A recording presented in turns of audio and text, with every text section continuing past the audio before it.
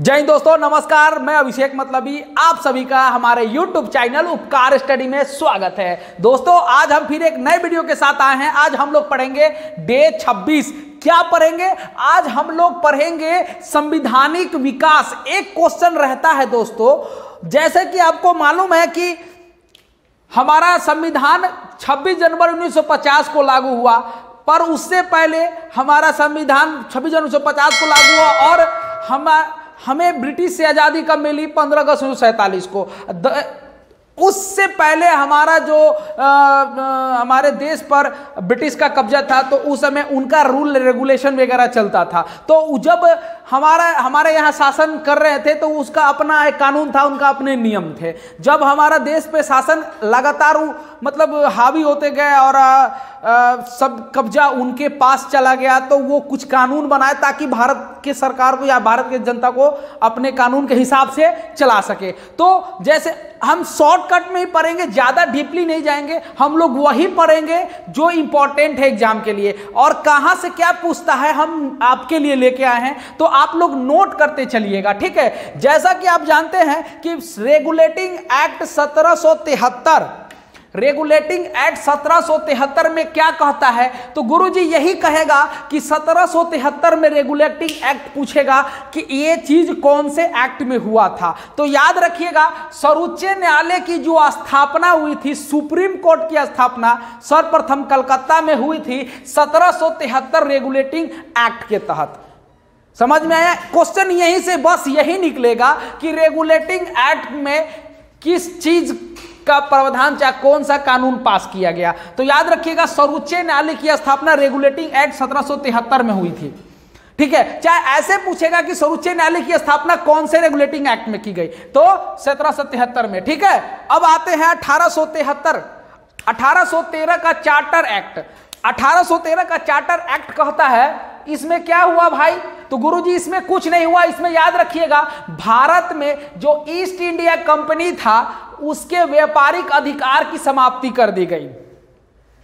जो कि भारत गुलाम था, समझिए कि गुलाम क्या था, हम तो गुलामी तो पहले से भी थे, लेकिन आज भी गुलामी है, बट कहना नहीं चाहिए। हम अब आज़ाद हो चुके हैं, हम वो गुलाम की जंजीर से बाहर आ चुके हैं और हम भारतीय जनता के पास वो सभी अधिकार है समान रूप से, जो आपको गुलामी का एहसास नहीं दिलाएगा, ठीक है। तो हमारा क्या है, उस समय जो ब्रिटिश के आधिपत्य थे, तो उस समय जो ईस्ट इंडिया कंपनी थी जो भारत में व्यापार करने आई थी, तो 1813 के चार्टर एक्ट में उससे समाप्त कर दिया गया, ठीक है। उसके बाद निकाला गया 1833 का चार्टर एक्ट। तो 1833 का चार्टर एक्ट में क्या कहता है भाई साहब? डीपली नहीं जाएंगे, घबराइएगा नहीं, सिर्फ यही लाइन बाय लाइन जो पूछता है वही हम लेके आए हैं, ठीक है। तो 1833 के चार्टर एक्ट में कहता है कि लॉर्ड विलियम बेंटिंग पहले गवर्नर जनरल बने, ठीक है। क्वेश्चन ऐसे भी रहता है गुरुजी, तो गुरुजी क्वेश्चन ये रहता है कि पहले governor general lord William Bentinck बने किस चार्टर एक्ट के तहत, चाहे कौन से कानून के तहत। तो याद रखिएगा, 1833 का चार्टर एक्ट जो था उसके तहत लॉर्ड विलियम बेंटिंग भारत के पहले गवर्नर जनरल कहलाए, ठीक है। क्लियर है? न पर्वत कहाँ जब आव, चलो ठीक बा। योग्य भारतीयों को कंपनी में नौकरी देने का प्रावधान 1833 के चार्टर एक्ट में किया गया था।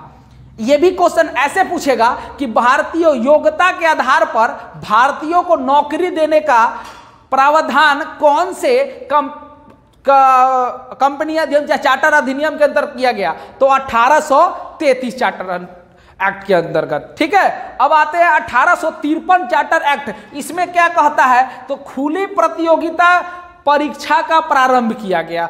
खुली प्रतियोगिता, अब सभी भारतीयों को, चाहे विदेशी नागरिक को, जो भी थे भारत में, सबको खुली प्रतियोगिता परीक्षा प्रारंभ किया गया और यह अधिकार दिया गया कि आप प्रतियोगिता परीक्षा में भाग ले सकते हैं, ताकि आपको योग्य आधार पर आपको बड़ा से बड़ा नौकरी दी जाए, ठीक है। ये 1853 चार्टर एक्ट कहता है। बट 1857 में जब विद्रोह हुआ, तो उस विद्रोह के बाद क्या हुआ कि भारत की जनता चरम सीमा पर विद्रोह के दौर क्या किए, बहुत मतलब भयानक पैमाने पर 1857 का क्रांति आप जानते ही होंगे। जैसे आपको वीर कुंवर सिंह जगदीशपुर से थे, फिर बेगम हजरत महल थी, फिर बहुत सारे, फिर रानी लक्ष्मीबाई झांसी से थी, फिर तात्या टोपे थे, नाना साहब थे, ये सब जो थे तो 1857 की क्रांति में अहम भूमिका निभाए थे, जो ब्रिटिश को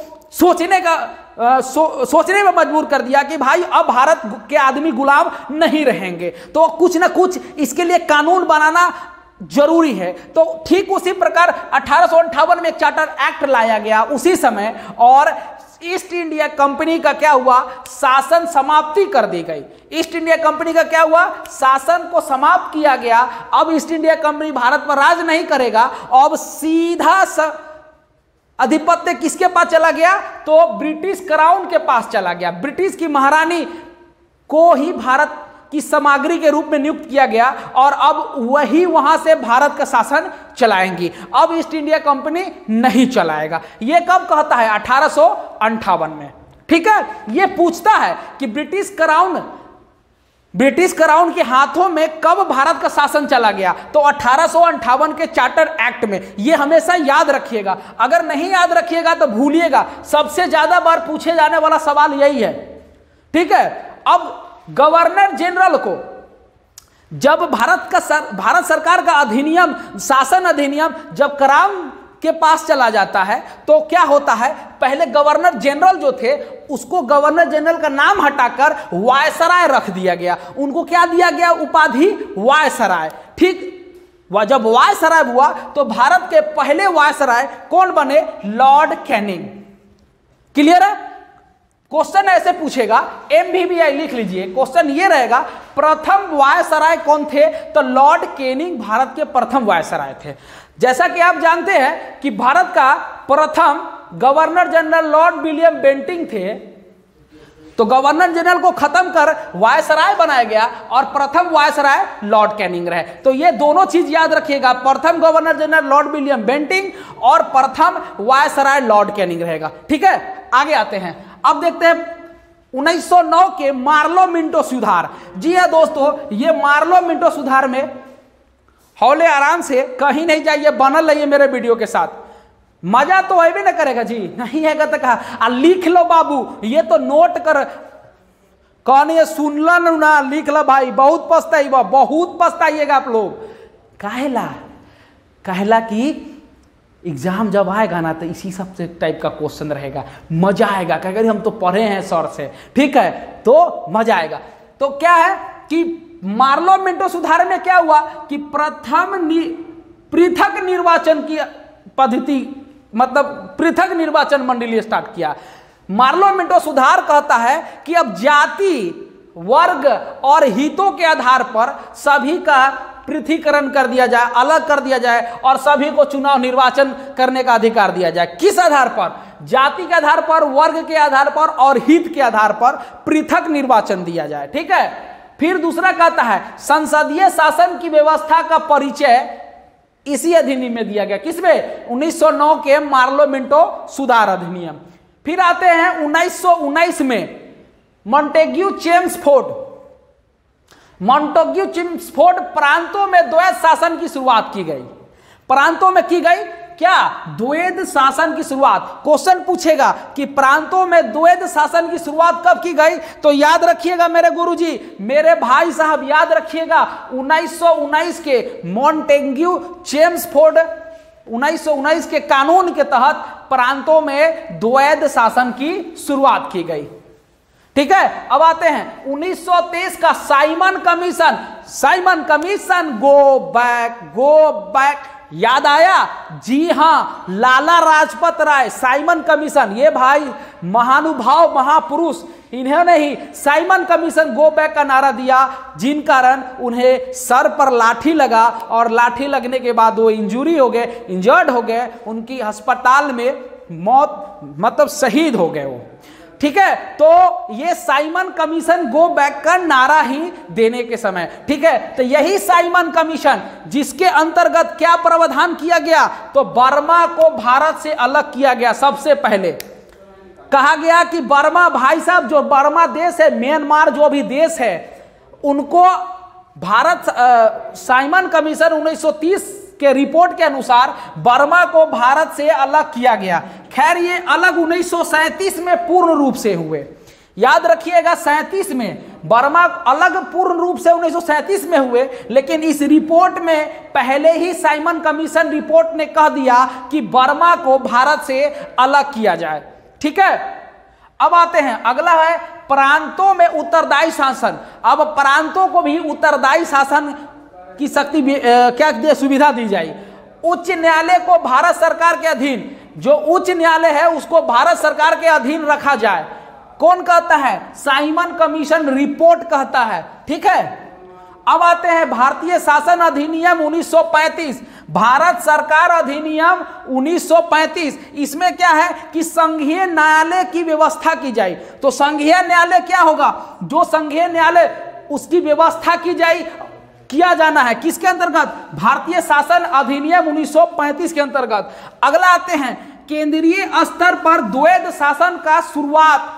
जी हां, केंद्रीय स्तर पर द्वैध शासन का शुरुआत कौन से अधिनियम? भारतीय शासन अधिनियम 1935 के अंतर्गत। फिर बिहार और उड़ीसा को बांट दिया जाए, अलग कर दिया जाए। कौन कहता है? शासन अधिनियम 1935 कहता है कि बिहार उड़ीसा का पृथक्करण होना चाहिए, बिहार एक अलग प्रांत बनेगा और उड़ीसा अलग प्रांत बनेगा। ठीक है, याद रखिएगा बिहार उड़ीसा को बांटा गया 1935 के अंतर्गत। फिर है प्रत्यक्ष चुनाव की शुरुआत।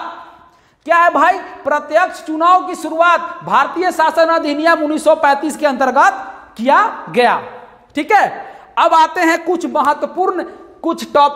महत्वपूर्ण लाइन है, उसको याद रखिएगा। ये भी पूछता है, प्रीवियस पेपर में आपको मिलेगा या कहीं भी पूछ सकता है। याद रखिएगा अगस्त प्रस्ताव। क्या है भाई? अगस्त प्रस्ताव कब लागू हुआ? 8 अगस्त 1940 को। लॉर्ड लिनलिथिगो कौन थे इसके अध्यक्ष? लॉर्ड लिनलिथिगो। ठीक है, अब है क्रिप्स मिशन।